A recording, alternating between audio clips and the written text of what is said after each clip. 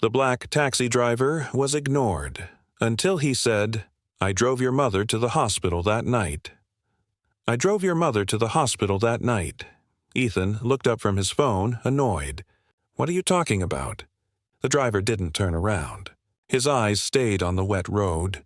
"The night you were born," he said quietly. "Your mother was in my cab, bleeding, crying, praying she'd make it." Ethan frowned.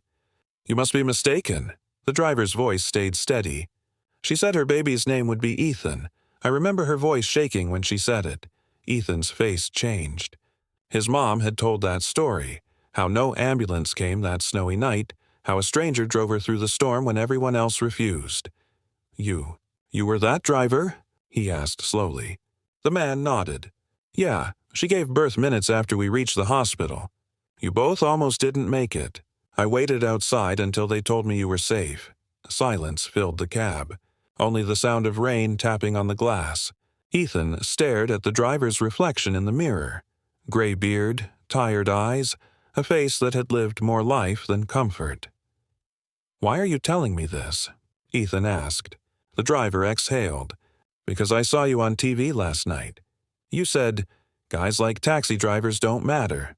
Ethan's chest tightened. He remembered saying it, jokingly, in an interview about success. The driver's words cut deeper than any insult could. "I'm not here to embarrass you," the driver said softly. "I just thought, maybe you should know one of us once helped you take your first breath." The light turned green. The taxi moved forward slowly. Ethan couldn't speak. He looked out the window, rain blurring everything. The driver's voice came one last time. Calm, quiet, unforgettable. "Never forget, son. The people you ignore might be the reason you're alive." The car rolled through the rain-soaked streets, but for Ethan, every passing second felt heavier. He kept staring at the driver in the mirror, the man who claimed to have saved his mother's life. He wanted to doubt him, but his heart wouldn't let him. "Do you remember her name?" Ethan asked quietly. The driver nodded. "Linda Brooks, apartment 3B on Monroe Street. I dropped her off at Mercy Hospital that night." Ethan's throat went dry. "That's my mom," he whispered. The driver smiled faintly. "I knew it. She was brave. Even when she was scared, she smiled at me and said, 'Please don't let my baby die.' I never forgot that." Ethan leaned back, his chest tightening. He remembered his mother telling him how he came into the world early, how a kind taxi driver had been her only hope. But she never knew his name, and neither did he. Until now. The silence grew again, but it wasn't awkward anymore. It was full. Full of truth, regret, and something Ethan hadn't felt in years. Humility. "Why didn't you tell anyone?" he finally asked. The driver chuckled softly. "Who would listen? I'm just a cab driver. People talk, they move on. I just kept driving. That's what I do." Ethan looked down at his expensive watch, a symbol of everything he thought defined success. Suddenly, it felt meaningless. The driver went on, "I've driven thousands of people, Ethan. Rich ones, drunk ones, angry ones. But your mother, she was different. She kept thanking me even when she could barely breathe." Ethan blinked fast, fighting back emotion. "She passed away 2 years ago," he said quietly. "She always said there was one person she wished she could thank. You." The driver's hands tightened on the wheel, eyes glistening. "She didn't have to," he said. "I heard her prayers that night. That was enough." For the first time, Ethan felt small, not weak, but human. The city lights blurred outside the window like the world was melting around him. "Pull over," he said suddenly. "I want to talk properly." The driver slowed the taxi near a quiet diner. The rain eased, but inside that cab, a storm was still passing through both men's hearts. The taxi stopped beside a small diner glowing under a flickering neon sign. Rainwater streamed down the windows as Ethan reached for his wallet. "Let me buy you a coffee," he said. The driver hesitated. "You don't have to do that."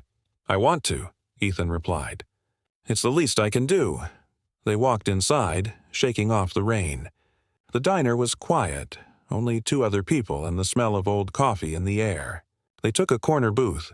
The waitress poured them both a cup and left without a word. For a while, neither spoke. Ethan looked at the man across from him. Old jacket, rough hands, eyes tired but kind. "What's your name?" he asked finally. "Marcus," the driver said. "Marcus Hayes," Ethan nodded slowly. "I've heard that name before." Marcus smiled faintly.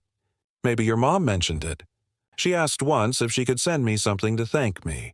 I told her not to. I wasn't looking for that." Ethan's gaze softened. "You saved her life, Marcus. You saved mine. I don't even know how to thank you." Marcus took a sip of coffee. "You already did. You grew up, became something." "That's enough," Ethan shook his head. "No, it's not. I said something stupid on TV. I made people like you sound small." Marcus leaned back, eyes gentle. "You were just talking. People forget where they started, until life reminds them." Those words hit Ethan hard. He thought about his mother, the stories she told about struggle and kindness, about never looking down on anyone. He had forgotten all of it. "Do you still drive full-time?" Ethan asked quietly. Marcus nodded. "Yeah, been behind the wheel 35 years. Keeps me going." Ethan looked at him. A man who had spent his whole life serving others quietly, without praise, without complaint. For the first time, Ethan felt ashamed of his arrogance. He took a deep breath. "You're not just a driver, Marcus. You're part of my story, maybe. I needed to meet you again to remember that." Marcus smiled, small and real. "Maybe that's why fate put you back in my cab." They sat there for a long moment, the diner's hum filling the silence between them. The rain had stopped outside, leaving the streets slick under the streetlights. Ethan stirred his coffee, lost in thought. He wasn't used to being quiet, but something about Marcus made him listen more than talk. "You still live around here?" Ethan asked. "Same old apartment near 14th Street, Marcus replied. "It's small, but it's home," Ethan nodded. "Do you ever think about retiring?" Marcus laughed lightly. "Retiring? Not really. I drive to survive. I got bills, you know. I've been behind that wheel longer than you've been alive." Ethan leaned forward. "You shouldn't still have to do that." Marcus shrugged. "We all do what we must, son. Life doesn't stop for anyone." Those words hit Ethan harder than expected. He had spent years chasing fame, comfort, money, and here was the man who brought him into the world still working 12-hour shifts just to get by. Ethan hesitated. "Marcus, what if I helped you out?" Marcus frowned. "What do you mean?" "I could set you up with something better. Maybe a car service job with benefits. I've got connections." Marcus smiled politely. "That's kind, but I'm fine." Ethan pressed on. "No, really. You saved 2 lives that night. I can't just sit here and do nothing." Marcus looked at him. Really looked. "Ethan, I didn't help your mother to earn a favor. I did it because it was right. You don't owe me anything." Ethan lowered his eyes. "Maybe not. But I owe myself the chance to do something decent for once." Marcus chuckled softly. "You already did, son. You sat down with me. Most people wouldn't." For a moment, Ethan didn't speak. He realized Marcus wasn't just a driver. He was the kind of man his mother always talked about. A man who gave, not for gain, but for goodness. As they left the diner, Ethan said quietly, "Marcus, I'm not done saying thank you." "Not yet," Marcus smiled. "Then maybe the ride's not over." The next morning, Ethan couldn't shake Marcus from his mind. He sat in his glass office high above the city, but the view didn't feel the same. The words from last night kept replaying. "You don't owe me anything." He turned off his computer, grabbed his coat, and left without telling anyone. His driver looked surprised when Ethan said, "I'll take a cab today." It didn't take long to find Marcus. The same yellow taxi was parked near the train station, a little worn, a little old, like its driver. Marcus looked up as Ethan approached, smiling softly. "Didn't expect to see you again so soon," Ethan smiled back. "I told you the ride wasn't over," Marcus chuckled. "You sure you're not late for a meeting?" "Not today," Ethan said. "Today's about something else." He handed Marcus a small envelope.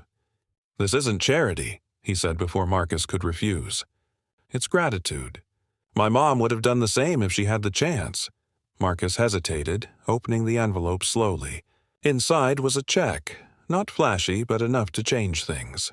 "Ethan, I can't take this." "You can," Ethan said firmly, "because this isn't about money. It's about closing a circle that started the night I was born." Marcus looked down, his eyes misty. "I don't know what to say." Ethan smiled. "Just promise me one thing and take a break once in a while.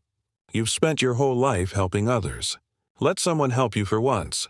Marcus folded the envelope carefully, slipping it into his pocket. "You're a good man, Ethan. You just needed to remember where you came from." Ethan nodded. "Yeah, and I needed to meet you to find that out." They stood there quietly as people rushed past them, horns blaring, trains rumbling in the distance. Two men, worlds apart, but somehow connected by one cold night from years ago. Marcus extended his hand. Ethan shook it firmly, both of them smiling. "Take care of yourself, son," Marcus said. Ethan nodded. "You too, Marcus, and thank you for everything." As Ethan walked away, Marcus whispered under his breath, "You already did, kid. You already did." A few weeks passed. Marcus went back to his daily routine. Early mornings, long nights, endless traffic. But something inside him felt different now. Every time he started his engine, he thought of that night in the diner and the young man who came back to say thank you. For the first time in years, Marcus didn't feel invisible. One afternoon, he drove by Mercy Hospital, the same one where he had dropped off Ethan's mother decades ago. The sight made him smile. He parked for a moment, watching the people rushing in and out. It reminded him that every person had a story, a beginning, and sometimes a second chance. Later that day, he checked his mailbox and found a letter. The handwriting was neat, familiar. It was from Ethan. "Marcus, I know you didn't want help, but I found something that belongs to you. Enclosed is a license for your own car service. You'll be your own boss now. No company taking your hours, no dispatcher yelling at you. Just you, your car, and your freedom. You've spent your life helping others. Now let life help you a little." "Ethan." Marcus stared at the paper for a long time. He had never owned a business before, never even thought he could. But here it was, an opportunity given not out of pity, but respect. He looked around his small apartment, the faded photos on the wall, his late wife, his younger self, his first cab. Tears filled his eyes. He whispered, "Guess the kid kept his word." That weekend, he went to the DMV, signed the papers, and stood outside the office with his new license in hand. For a moment, the city noise faded. He felt proud, not because someone had given him something, but because his kindness had come full circle. He started his own service a week later, Hayes City Rides, and on the first day, he smiled at the first passenger and said, "Seatbelt on and hold tight. You never know where life might take you." He meant it because life had taken him somewhere he never expected.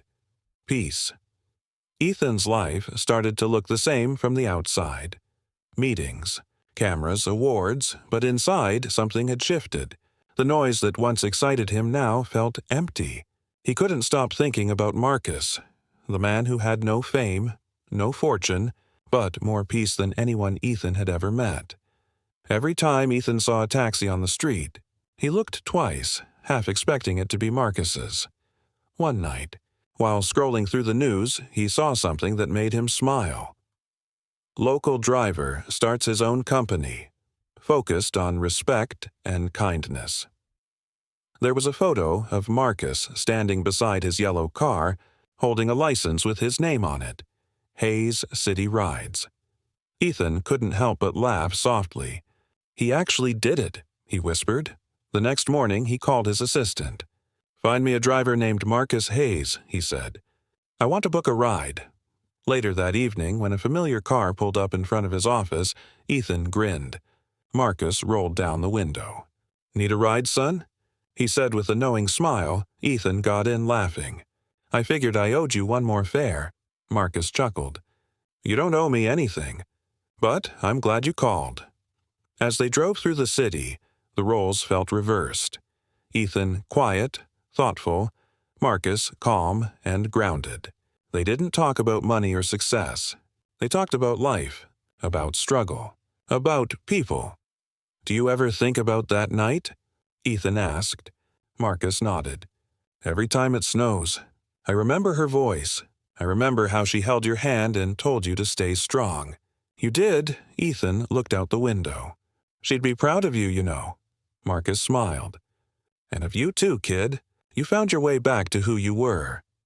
They stopped at a red light. Outside, people rushed by, umbrellas in hand, faces lost in their own worlds. Ethan watched them quietly. "You changed how I see people," he said. "Before you, I only saw myself." Marcus turned slightly, eyes kind. "That's how we all start, son. The real change begins when we start seeing others." When the light turned green, Ethan smiled. "Then I guess it's time I start driving differently, too." Marcus laughed, the kind of laugh that feels like sunlight after a storm. "Now that's something your mom would have liked to hear." The taxi kept moving through the city. 2 men, 2 lives, 1 unforgettable connection. A month later, Ethan stood backstage at a charity gala, an event he hosted every year but had never truly felt connected to. This time, it was different. He wasn't there to impress anyone. He was there for a reason. As the host called his name, Ethan walked onto the stage, applause filling the room. He looked out at the faces.